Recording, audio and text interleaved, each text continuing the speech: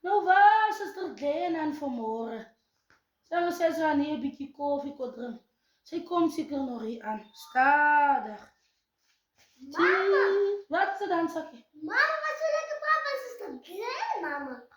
Mama, hallo mama, jy kat. Wat sê? Meron wil jy nou kom kat aan, Sakkie, van Suster Glen? Wat is jou sê?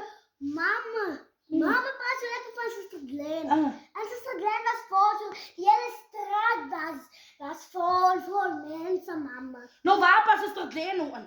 Mama en Suster Glen het in 'n karpien dan staan sy in die straat, mama.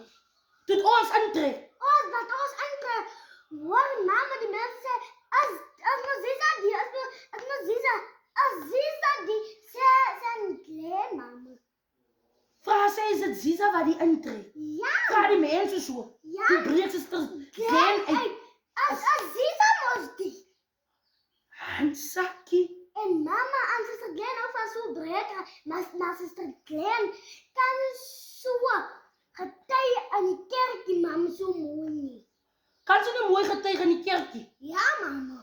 Sakkie. Suster Glen kan straks hier instap aan Sakkie. So jy wil nie sê Suster Glen het 'n pink gown aangegaan. Pinka, mama. Wat mama nou laag is. Hy pinke, dat's Ja. net pinke. Ja. Hy pinke met die blou band. Ja, mama. Sy is al die hele mense.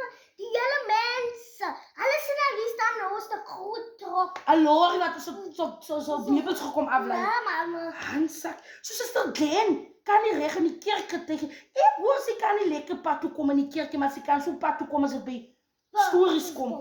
Hoe sy vas so breker. Nee, lag sy so, mama. As reg so Handsakkie, weet jy jou kan ek pas. Sapie maar so ry dan Sakkie. Okay, mama. Nee,